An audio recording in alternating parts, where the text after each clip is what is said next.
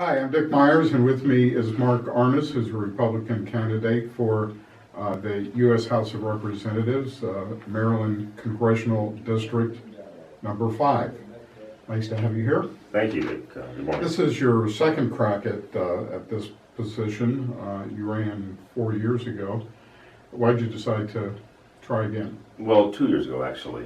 That's right. It's a 2-year This office cycle. is a very short cycle, but I felt like this is something that's important, and that somebody has to take the bull by the horns and wrestle it. So the bull is Congressman Hoyer. Yes, the incumbent. Of course, you have a challenger in the Republican primary, so you have to get through the primary. But this is an interesting district because it's 5 counties, and 2 of them, I guess 3 of them are Republican and 2 are Democrat. So you have to, but the largest number of people live in the Democratic areas. So that in itself is a challenge for any GOP candidate. How do you intend to overcome that disparity? Well, the votes are out there, Dick.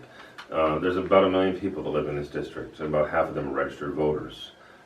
300,000 of those are Democrat voters, and the other 200 are other parties and other affiliations.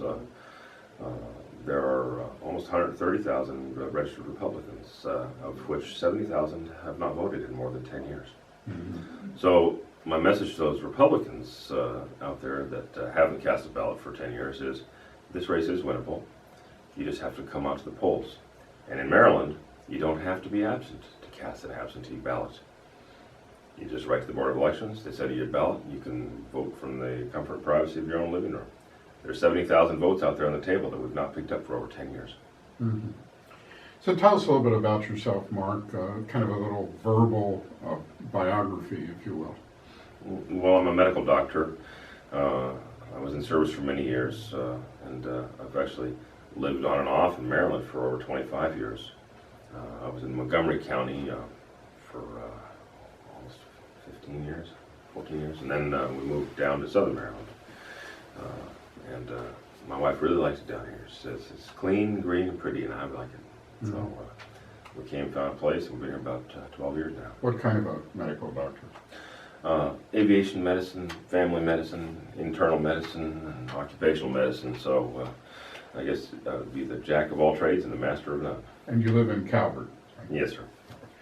Okay, so what do you think, well first, how about differentiating yourself from your Republican challenger?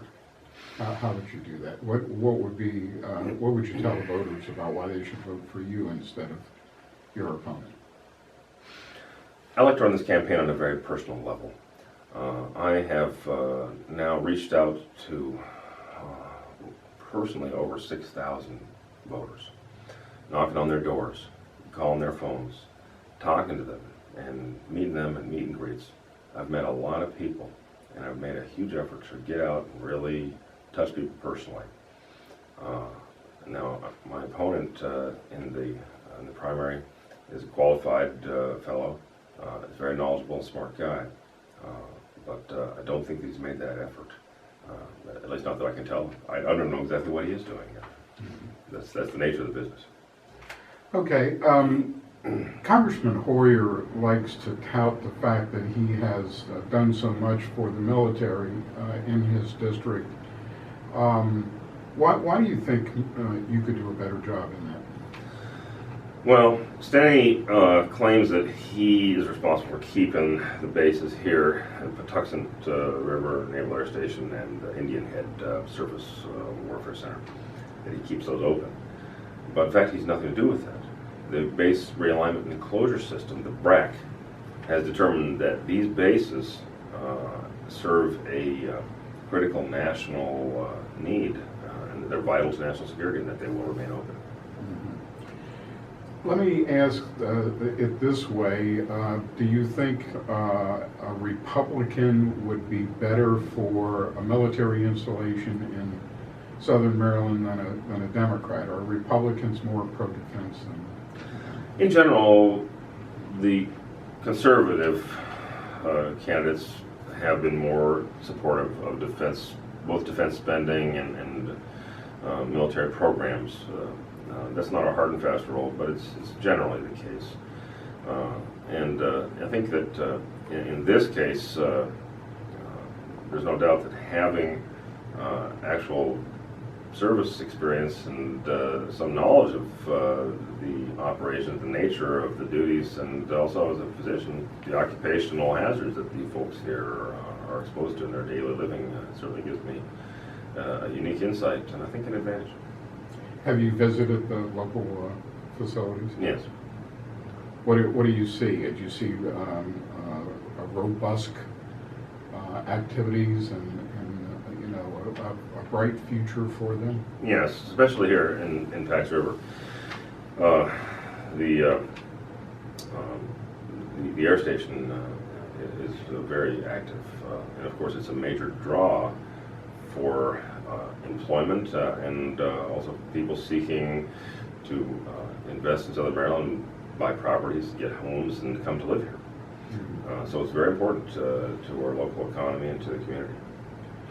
The community always talks about diversifying its economy, just to buffer itself from any possibility in the future of the base downsizing. Does the federal government have any role in that? Well, in an administrative sense, it goes back to the BRAC again. There's an administrative authority that determines where the money gets spent, how much is allocated, and what programs are authorized. Right now, as I mentioned, all these activities down here are considered vital to national security. In the future, should that change, then we could be looking at downsizing. So when elected, my job will be very much to continue to promote those programs and ensure that we get the spending that we need to keep these bases running and keep these programs operational. Are you supporting any of the three Republican presidential candidates? I'll support the nominee when that is chosen. Okay. So they're all talking a lot about the economy, but one in particular is talking about trade. Do you have any position on that and how we have handled that to date in the United States? Well, the progressives have instituted a number of programs, NAFTA and the international trade agreements, the tariffs agreements, none of which serves our best interests nationally or is really favorable to us. Like most of the programs that this administration has negotiated with foreign powers, we pretty much give away the farm. So, yes, I think that having a robust and meaningful trade agreements with foreign countries is actually vital to our national welfare. Maryland has struggled a little bit in recovering its economy. Why do you think that is, and what do you think needs to be done? In a word, taxes. This is an extremely challenging tax environment to live in Maryland. Every one of us that lives here is faced with the choice of seek gainful employment and other opportunities elsewhere in places where the tax structure is affordable, or try to change the environment we live in. So I very much stand with Governor Hogan and want to change Maryland. And we desperately need to change it because the tax structure now is actually insufferably high. So you can't continue to bear this burden. There's many folks out here that are now paying between state, federal, and local taxes over half of all their income. So is the national economy being bogged down by taxes as well? Yes, but to a lesser extent. And property values are affected directly by that. As a simple concrete example, I can tell you, house property values here in Southern Maryland are very much where they were 12 years ago. I found that, in fact, I got an assessment on my place just recently, and it's worth slightly less than I paid for it 12 years ago. A comparable property in Fairfax has appreciated $300,000. So in places where there are tax favorable environments, People go to live there, and properties appreciate, and they become affluent and prosperous. Okay, I'd like to ask you about a couple of social issues that are near and dear to the hearts of most conservatives. One would be gun control. Where do you stand on that? Well, the Second Amendment of the Constitution guarantees our right to keep and bear arms.